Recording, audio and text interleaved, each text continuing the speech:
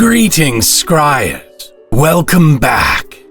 With Irewield's hag infestation dealt with, it's time to send your adventurers back to Baldur's Gate. Your team would do well to move swiftly, though. There's still plenty of danger surrounding the Cloakwood Forest. At night, will-o'-wisps have been coming out in droves to feast on the fleeting life force of those caught by some of the other horrors that stalk the Coast Trade Way during the day. These wisps present as hovering balls of light. Through the trees, they could look like lantern lights of lost merchants. Could your would-be heroes mistake their ethereal light for travelers in need? Perhaps so, scryers. Nothing is as tempting as heroism for those who purport to be virtuous. Despite their harmless appearance, will-o'-wisps are deadly foes. They hunger for the life force of the living, and they can prove to be elusive when threatened. They can vanish and reappear at will. When they extinguish their lights, they like to surround their prey, instinctually seeking out weaker targets to lay low with their shocking attacks. What's that, scryers? You say a few wisps aren't enough to strike fear into your adventurers' hearts? How delightful it is, then, that there are more fearsome creatures stalking the Cloakwood by night. There have been rumors of a banshee prowling the road. The corrupted soul of a being that bears the weight of a sad, sad tale, scryers. You see, in life, a young blushing bride-to-be by the name of Katrina was making her way up the Coast Trade Way to join her groom on the outskirts of Baldur's Gate. She was being escorted by her cousin and her uncle, so I'm sure she felt quite safe on the road. A simple farm wedding was planned with a simple farm life to follow. Katrina must have been bursting with excitement. But those who hurry often don't take proper precautions. Racing along well into the night when cautious travelers would huddle around the safety of a fire, Katrina, her uncle, and her cousin made themselves vulnerable to the creatures that stalked the road under the cover of darkness. Did she encounter spiders? Ghosts? Was she tempted from the road by the lights of those mysterious will-o'-wisps? We do not know. But Katrina never arrived for her wedding, scryers. And now there are tales of a banshee and her two will-o'-wisps haunting the edges of the Cloakwood. It seems the banshee's wrath is especially piqued by sounds of laughing and revelry, perhaps reminding her of the happy life she would have had if she had made it to her beloved. Your bards may want to still their instruments and silence their song singing. Even one good joke told around the campfire to ward off the creeping fear of the night may be enough to provoke Katrina's fury. As a banshee, Katrina's touch inflicts lingering necrotic damage. Her mere presence fills adventurers with fear. Only the stout of mind can keep their wits about them. And your adventurers better be stout, scryers, because we haven't even gotten to the best part. Katrina has a wail so mournful and heartbreaking that the mere sound of it can cause weak travelers to topple over. Those possessed of a strong constitution aren't off the hook, though. If they can withstand the deadly wail's immediate death, they'll still be physically damaged. Are your adventurers strong enough to withstand Katrina's wail? Perhaps they should hurry past the Cloakwood scryers. They should be sure to speak only in hushed tones at night. And someone cut the strings off that bard's lute just to be safe. It will take a couple of days on foot to get past the dangers of the Cloakwood. But once they have, dark forest will give way to open fields and farmlands. If they made it this far, scryers, your heroes can breathe easily.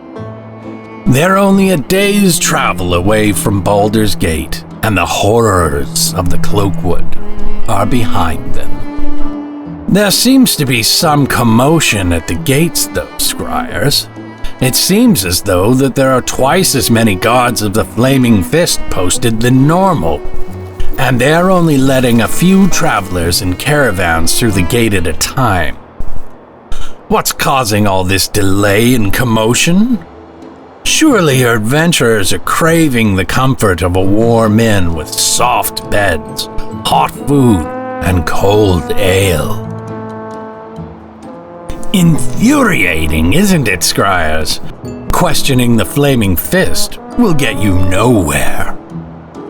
It seems as though that they are tight-lipped about this sudden increase in security. It will take some time to get through, but business must continue in Baldur's Gate, and its heavy flow of merchants and traders cannot be stopped. I'm sure your crew will make their way in with a well-placed bribe on top of the gate fee, or perhaps a silver tongue will lead the way. Your crew has legitimate papers showing that they have business with the Missing Hand Guildhall after all. Whatever the Flaming Fist are looking for, thankfully, your adventurers aren't it. Coming from the south as they are, scryers, your crew will be approaching Baldur's Gate through Rivington. Your party would be well advised to make their way quickly to the Worm's Crossing Bridge. Rivington is full of smugglers trying to get their goods onto and off of the Kionthar River without being under the watchful eye of the port's authorities. Everywhere you look, unsavory people are trying to move unsavory goods. Amongst the smugglers, the Flaming Fist are out in numbers, and they're none too patient and trusting today. Hurrying north from Rivington, your adventurers will encounter a great bridge known as the Worm's Crossing. The Worm's Crossing is a bridge so large it has its own shops. It even houses the headquarters of the Flaming Fist. Desperate to slake their thirst or eat some food that wasn't prepared roadside, your crew may wish to stop a moment on the bridge. However, it's crowded and noisy, and the guards are terse. Perhaps it's best to move along into the city at a swift pace. All the congestion and confusion makes a field day for pickpockets and the like.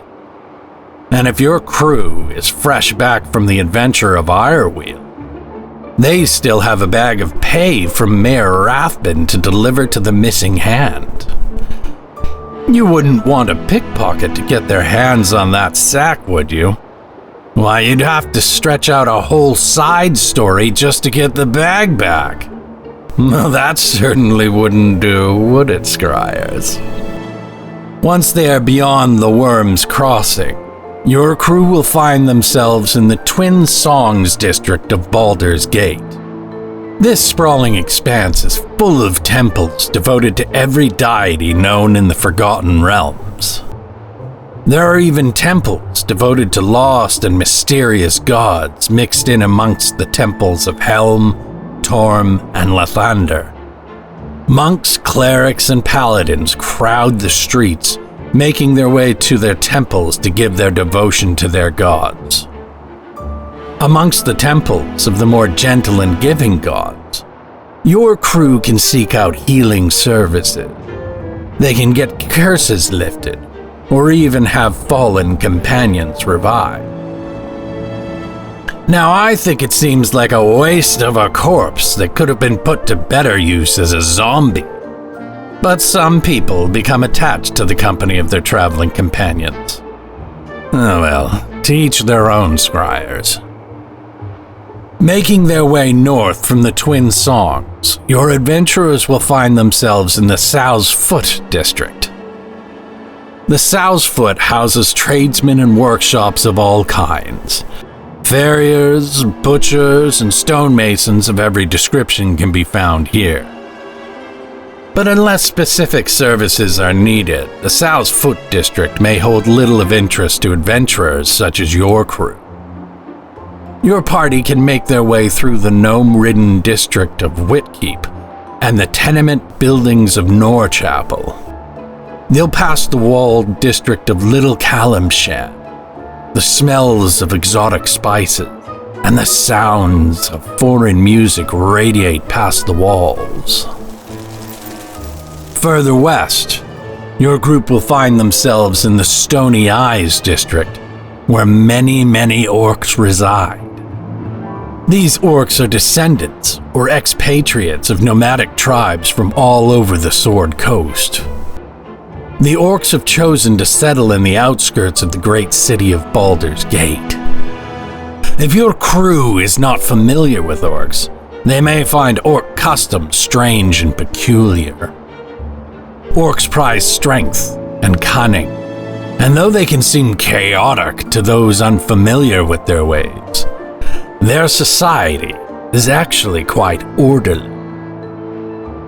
The orcs quickly form hierarchies based on the strength of their deeds and their physical and mental prowess. Though they have traded the tribal life for the safety and certainty of city life, their customs still run deep in the district of Stony Eyes.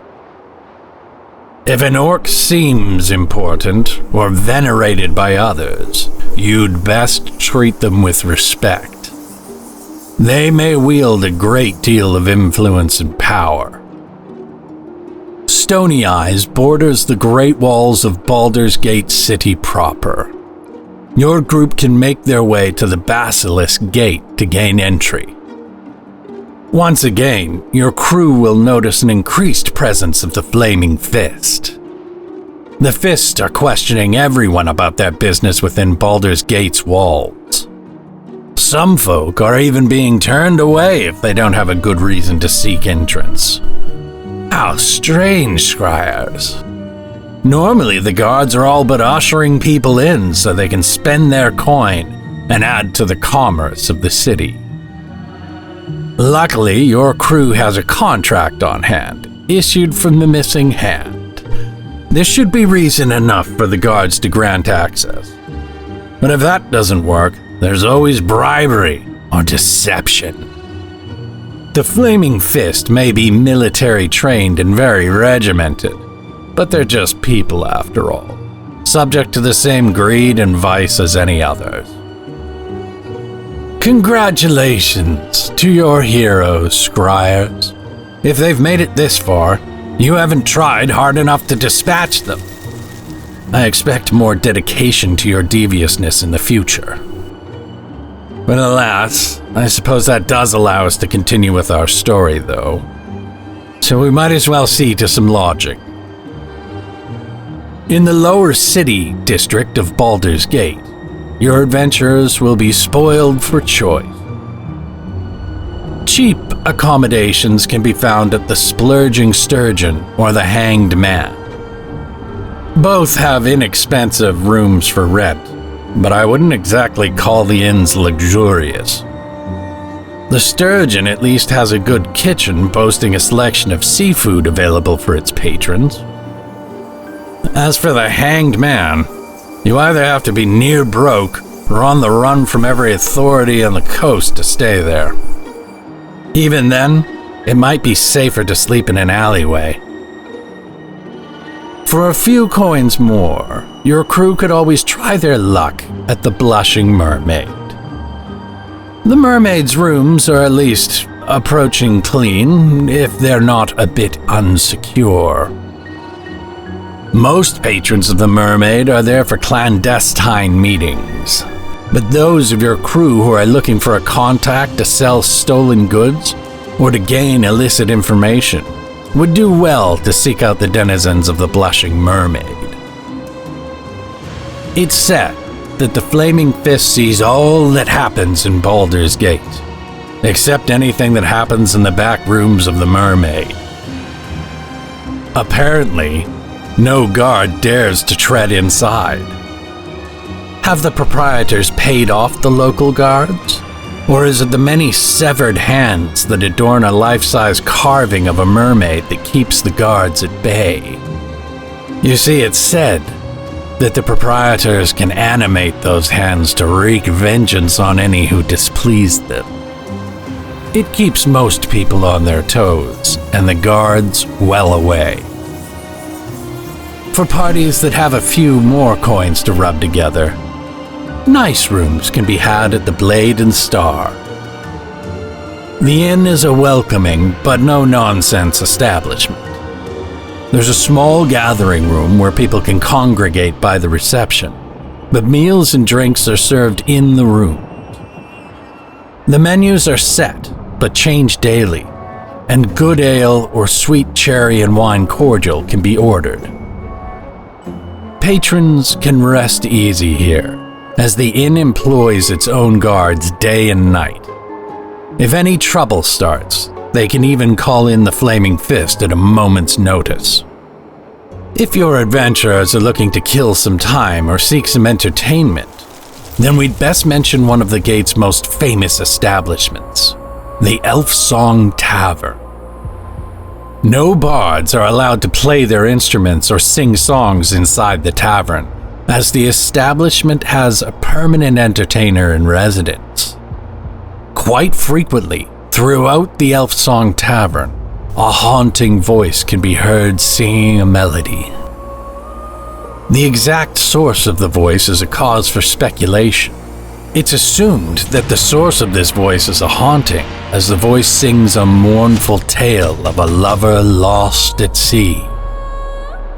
But no one has ever seen the ghost. The proprietors of the Elf Song are quite protective of the entity, so any attempts to expose the source would be met with harsh rebuke by staff and even the patrons. And the patronage of the Elf Song ranges from tourist adventurers to some of the most wealthy and well-known citizens of Baldur's Gate. There's no restriction on weapon carrying in the Mermaid Scryers, so it's best to mind your manners.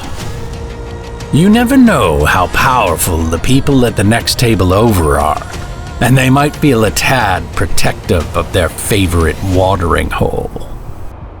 Well, now that you have options for rest and relaxation, it's probably time your adventurers sought some refuge from their long journey on the road. And speaking of rest, I should see to that myself. Well, after I see to some tasks around my keep first. You see, one of my mimics has gone missing. You'd think they just disguised themselves as treasure chests overflowing with gold, inviting adventurers to plunge a hand deep inside, only to find the mimic's awaiting jaws. Pretty diabolical, no? But did you know that a mimic can disguise itself as any manner of inanimate object? I have one mimic that's particularly creative, as I have reason to suspect that he set himself up in one of our outhouses. Hilarious! But it's starting to make my staff a bit anxious. I'll have to go wrangle the mimic out of there. But I can't even stay mad at the little scamp, so ingenious. So keep an eye out for mimic scryers. They could be anywhere. Till next we tell tales in the dark, dear scryers.